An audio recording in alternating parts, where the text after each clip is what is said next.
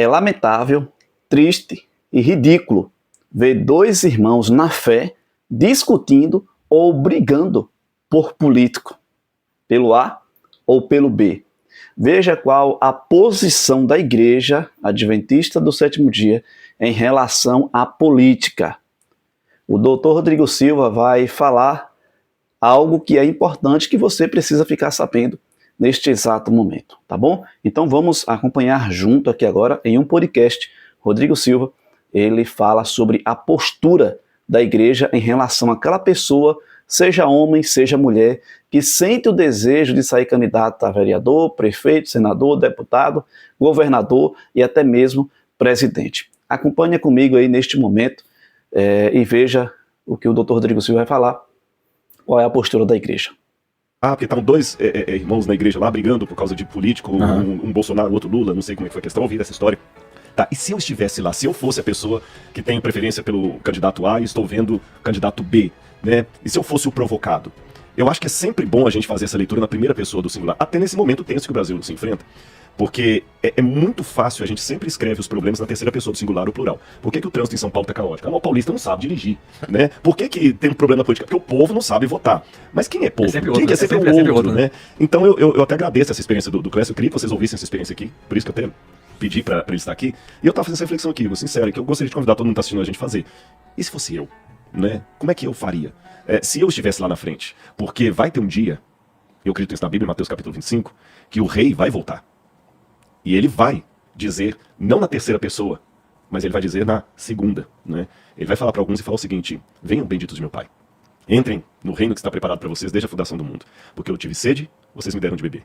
Eu tive fome, vocês me deram de comer. Eu estive nu, vocês me vestiram. Eu estive preso, vocês foram me visitar. E quando eles perguntarem, Senhor, quando é que a gente fez tudo isso? Ele fala o seguinte: toda vez que vocês fizeram isso ao menor dos meus irmãos, a mim o fizeram. E Deus tem pessoas que, mesmo não sendo cristãos, tem um teólogo católico chamado Karl Rahner, ele chamava essas pessoas de cristãos anônimos. Porque eles acabavam cumprindo o que o evangelho mandava, mesmo sem conhecer o nome de Jesus, um budista, um ateu, por que não dizer, que às vezes não conhece a Cristo ou rejeitou, eu não sei, uma vez que eu falei isso aqui, deu muita polêmica, mas o que eu tô querendo dizer é que eu não conheço o coração. E é lógico, claro e evidente que, como cristão, tem que ser coerente com a minha fé. A única maneira que eu tenho de entrar no céu, desculpem os muçulmanos, desculpem os budistas, desculpem os que têm outros segmentos religiosos, na minha compreensão, o único modo que eu tenho de entrar no céu é pela graça de Cristo Jesus. Ponto. Não posso abrir mão disso, senão estaria sendo incoerente. Porém, muitas pessoas não conheceram o Cristo da maneira teológica como eu conheço. Então, às vezes, ele conheceu o Cristo através do gesto de amor pelo seu semelhante. Às vezes, até o nome Cristo chegou para ele de uma maneira tão traumatizante que ele teogeriza por causa desses maus exemplos que o Clécio falou. É nesse sentido que eu falo. E às vezes, o último segundo de vida de um ateu vai ser aquele segundo que ele vai: poxa Deus, eu queria que isso existisse. Sabe, se eu conhecesse o ladrão da cruz, eu ia falar: esse cara nunca vai entrar no céu. E se eu não tivesse aquela revelação de Lucas 23:43, eu ia falar: esse cara foi pro inferno de cabeça para baixo. Então ninguém conhece. Por isso que eu falei que eu não estou assustado de chegar no céu e encontrar um muçulmano ali, um budista, um ateu. É Deus que sabe todas as coisas. Agora eu tenho que preocupar comigo mesmo. E que lado que eu estou nessa guerra? Porque esse é um ponto, Clécio, que eu pego da sua experiência fazendo uma leitura espiritual dela. Estamos em guerra. Uma guerra do bem contra o mal. E os dois lados querem você. As suas atitudes, o seu modo de ser, não é justificação pelas obras não, mas o seu comportamento perante Deus e o seu semelhante norteiam em qual dos exércitos você está lutando.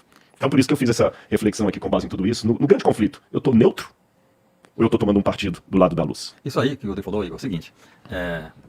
Lembrando que a gente não está falando de candidato A ou B, tá? Estamos falando de atitude na vida. Não, claro, claro. O que a gente fala? O Rodrigo falou aí. Porque tem os caras sequestrando esse discurso. Não, é claro. Deixa bem claro aqui. O Clécio emitiu a opinião dele, mas eu não omiti a minha nem a sua. Não omiti nem eu omiti a minha opinião nem a sua. Ele deu eu basicamente quero que ele se foda. Entendeu? Mas eu assim, eu até, já que tocou nesse assunto, até é bom esclarecer aqui, não é questão de ser o isentão. Mas por ser um líder religioso, a igreja a qual eu pertenço, ela tem uma posição muito interessante. Ela não assume postura política oficial para um candidato. Que eu acho que é o correto, né? Você tá entendendo? Eu também acho. Vou dar um exemplo. Se dentro da igreja, falando no caso daí que eu frequento, a adventista, se o Clécio tá lá e quer candidatar a deputado federal pelo PSDB, e você quer candidatar pelo PT, qualquer coisa assim, a igreja não vai excluir vocês do rol de membro, não vai ter nada disso. Porém, uma vez que todos os membros participam, não é só o pastor que prega, todo mundo pode pregar, que tem o dom, é claro, né? Pregar, cantar. A partir do momento que vocês dois registraram a candidatura de vocês, daquela data em diante, vocês não podem passar a lição da escola sabatina, não podem pregar, não podem dar discurso, não podem usar o nome da igreja. Legal demais, cara. Por quê? Porque seria uma coisa muito estranha. Por que eu vou dar o púlpito para ele? E ele vai fazer campanha política. E não vou dar o púlpito para você. Você tá entendendo? Então a posição da igreja é nesse sentido. ela é de neutralidade. É de neutralidade. A gente, é lógico, tem que orientar as pessoas a alguns princípios de ciência política. Posso dar alguns aqui. Eu não voto por partido, é bom votar por candidato. Eu também, mesma coisa. Você está entendendo? Não voto por partido, é bom votar por candidato. Veja a postura que cada um está tomando, o que está mais condizente com aquilo que você acredita, com o que você não acredita, etc, etc. Respeite o outro, procure saber a filosofia política que está por detrás daquilo, não vá tanto pelo marketing, seja de que natureza for, procure estudar essa orientação, a gente procura dar. Lógico, não vou ser também ingênuo aqui. São 2 milhões de adventistas no Brasil. Eu vou dizer que todo mundo segue fielmente o que eu estou falando, seria muito estupidez minha. Pode ser que eu estou falando isso, alguém vai falar assim, mas eu conheci uma igreja em tal lugar, que o vereador tal foi lá na igreja e falou. Pode acontecer, mas oficialmente está errado. Tá certo? Isso está errado. E eu acho que a gente tem que aprender a conviver com as diferenças. Né? Conviver com as diferenças. Eu acho que qualquer rotulação, generalização de grupos, de partido, ela pode cair para estupidez. Você está entendendo? E termino a minha fala sobre isso aqui colocando um princípio bíblico. Eu tenho meu candidato. Mas se o outro ganhar, eu tenho a obrigação bíblica, isso é bíblico, de respeitar quem está no poder e ser um bom cidadão a despeito de quem está no poder. Pela Bíblia, eu só tenho um direito de desobedecer ao governo. O dia que, é bíblico isso aqui. O dia que o governo impuser uma lei que vá contra um princípio bíblico que eu acredito. Por exemplo, se o governo amanhã instituir que todo mundo vai ter que adorar uma imagem de escultura dele mesmo, quem não fizer isso vai ser morto, então eu vou ser morto. Tá certo? Agora, se o governo instituir que o imposto de renda vai ser dobrado, biblicamente eu tenho que obedecer. Jesus falou, dai a César o que é de César. Escolha, né? Tem. Então você tem a sonegação. Mas aí... Dai a César o que é de César e a Deus o que é de Deus. E Pedro falou, respeitem as autoridades constituídas. E quando Pedro escreveu isso, sabe quem que era a autoridade constituída? Nero. E Nero, ele foi o segundo pior imperador de Roma, só perdeu para Calígula. Mas note que respeitar a autoridade não quer dizer você apoiar, né? Nem concordar com o que a autoridade fala, né? Tem coisas que a gente não tem escolha. Se o presidente foi eleito, quem for agora presidente próximo, eu gostando ou não, eu vou ter de me submeter às decisões dele. Por mais que eu abomine ou eu particularmente, assim, sem querer entrar em polêmica, respeitando as posições de cada um e tudo mais, na minha, eu sou isentão mesmo, eu sou neutro, eu não voto desde 2012. O Bolsonaro ou o Lula tivesse no poder, eu Rodrigo, não tô aplicando pra você não. Eu jamais viria a público pra xingar de safado, sem vergonha, qualquer coisa. Isso eu faço. Na minha posição, eu escrevo mesmo. Na minha posição, eu tenho que ensinar o respeito à autoridade, sabe? É bíblico. Se ele tá lá, porque Deus deixou. E é lógico, isso não significa que você vai aceitar tudo passivamente e tudo mais, mas eu acho que o problema da política hoje, Cléster, é justamente esse. As pessoas estão xingando tanto umas às outras que a gente não tá perdendo o principal. Qual é a pauta política e o processo? Acho que esse é o ponto que a gente tem que... Xingar as pessoas, eu não faço, eu não xingo as pessoas. Mas eu até tenho... Não falei pra vocês, não. A gente tá falando assim, ele falou que te dá esse porra que eu vi. Olhando pra mim. Aí, mas o que acontece, cara? Até como jornalista e cidadão, eu até tenho tentado, assim, amenizar um pouco, mas tem coisas que você vê a vida inteira. Não dá pra você ver coisas e sabe assim, ele é feio.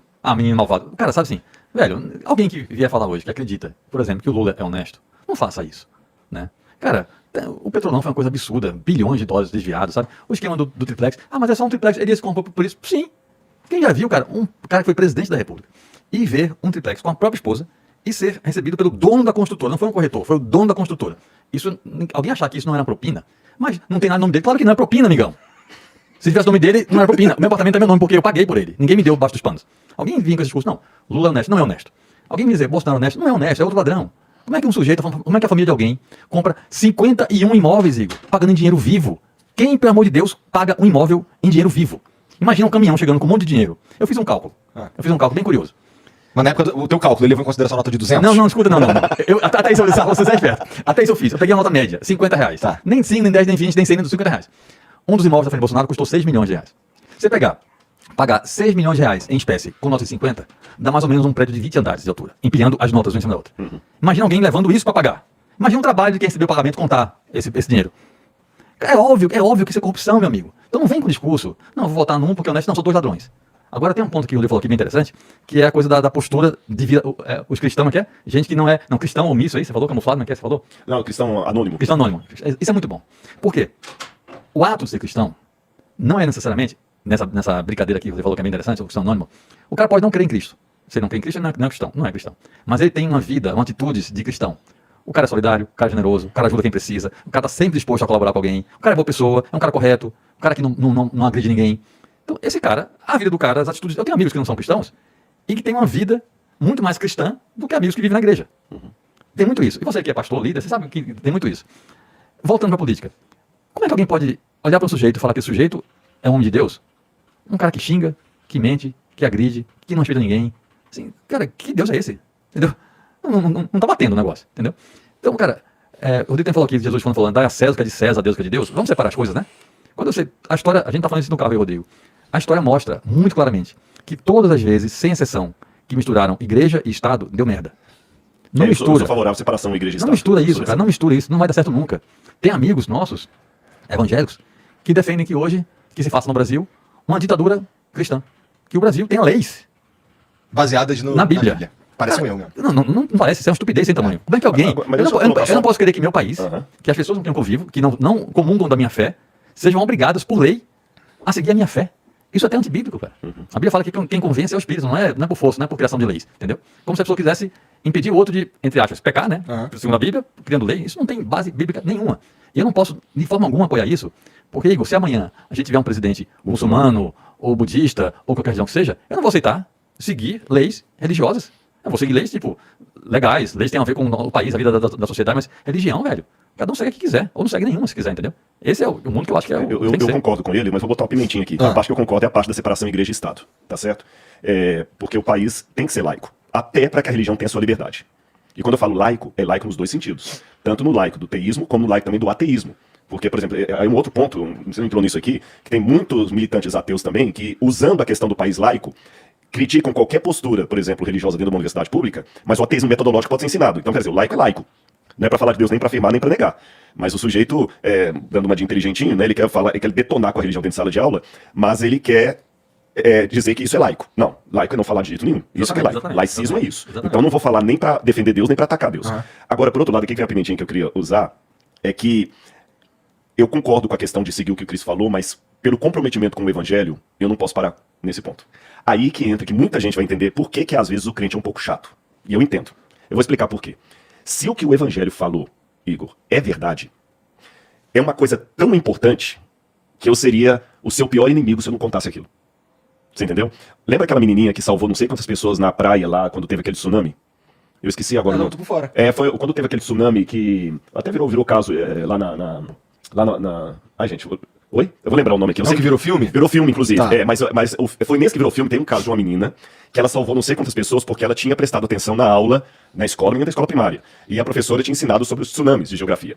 E quando o tsunami vem, a água recua.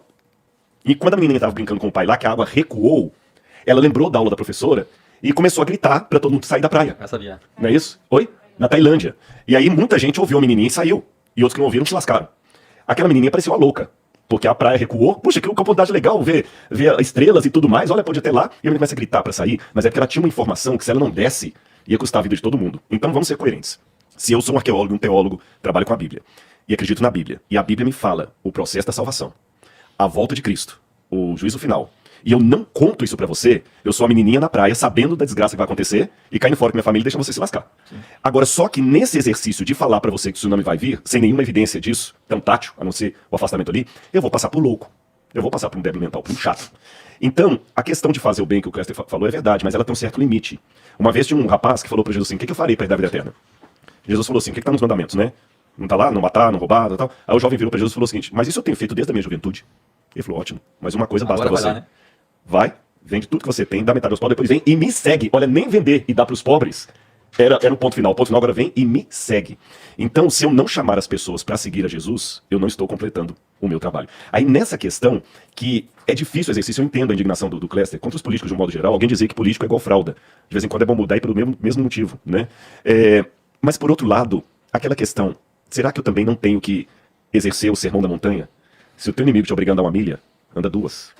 Se alguém te bater na face esquerda, oferece também a direita. Quando Jesus pregou isso, e o Cléster sabe que ele conhece a Bíblia, o ambiente cultural da época era muito parecido com o do Brasil hoje. Muito parecido, porque você tinha os herodianos, que queriam manter a família de Herodes no poder. Você tinha os zelotas. Olha isso, família no poder. Quer que você lembra? Quer que você lembra isso? Já ouvi falar. Família quer se manter no poder. Pois é, mas por outro lado você tinha também os zelotas, que eram... Agora vai ficar parecendo que estou jogando direto para outro lado. Os zelotas eram quase como se fossem grupos de sindicalistas, porque é isso mesmo. É isso mesmo. Flávio José Assim. era dos pesqueiros e tudo mais, que queriam com a espada expulsar Roma de lá e tirar os herodianos. Você tinha os fariseus, que era o partido meio lá, meio cá, estava tudo muito dividido. E os romanos tinham, entre várias regras, por exemplo, aqui se você estivesse andando, você é um judeu, eu sou romano, eu por lei posso obrigar você a andar carregando a minha mochila por 1 milha. Eu podia obrigar isso. Fora os impostos que eram... Nossa, muita coisa. Roma ia lá, muita gente cresceu. Eu estou escrevendo um livro sobre Maria Madalena. E a história de Maria Madalena, onde Maria Madalena foi criada ali em Magdala, em frente você tem a parede do Monte do Arbelo, onde Herodes mandou matar muitos judeus. Muitos. Ela cresceu naquele ambiente ali, era um poço, sabe, para explodir. Aí vem Jesus, que diz que é o Messias, e fala assim, devemos dar tributo a César? Todo mundo tá esperando assim. Não, que ele fosse para Paulo, daí ele falou assim, não, dá a César o que é de César, a Deus o que é de Deus. Ah, o templo de Jerusalém está corrompido. Pedro, vai lá e dá a oferta do templo por mim e por ti. E no Sermão da Montanha, ele virou e falou, se o teu inimigo te obrigar a andar 1 milha, anda 2. Se o teu olho esquerdo te faz pecar e ir pro inferno, arranca o olho e vai pro céu. Lógico, é uma figura de linguagem. Aí que eu fico pensando, até que ponto eu como cristão vou dar argumento pro ateu de que essas palavras são mera retórica, que elas não têm valor prático. Essa que é a questão. É difícil, é quase impossível, se não for pela graça eu não faço, mas tem valor prático. Isso não estou falando para ser vaquinha de presépio, nem ter sangue de barata. Mas é aquela oração de São Francisco. Onde houver ódio, que eu leve o amor. Onde houver ofensa, que eu leve o perdão. Onde houver discórdia, que eu leve a união. Não porque eu sou um cara legal. Não, mas porque a graça de Deus trabalha em mim e eu tenho... Eu vejo Mas tu assim... tem a pretensão de ser, governador, presidente? Nunca. Então você tá no lugar certo. Eu acho que você tá fazendo, eu imagino aqui, o que você devia estar fazendo, que é espalhar a palavra de Deus conforme você acredita e tudo mais, e todos os ensinamentos bíblicos, e agir dessa forma e tudo mais. Eu só não sei se eu gostaria que você fosse presidente. Ah, mas aí tem um detalhe. Aí tem um detalhe muito, muito importante. Nós temos exemplos bíblicos de homens de Deus comprometidos com a religião mais do que eu, que foram ministros de Estado, o profeta Daniel, por exemplo, José do Egito, que é uma história bonita que está no Gênesis, e eles deixaram um excelente papel ali. E eu vou responder a pergunta que você não fez diretamente. E se eu fosse presidente? Eu ia lembrar que eu não seria presidente dos Adventistas do Sétimo Dia, sou presidente do Brasil. Então eu tenho a minha convicção religiosa, por um lado, e tenho a minha obrigação como presidente do... Não é que eu estou negando os meus princípios, mas eu posso explicar de maneira muito clara. Não precisa dar um exemplo como presidente, não. Eu, como, por exemplo, se eu fosse um psicólogo, eu tenho as minhas convicções que aquele camarada, ele tá errado. Mas eu tenho que deixar ele descobrir isso. Eu não posso enfiar a goela abaixo.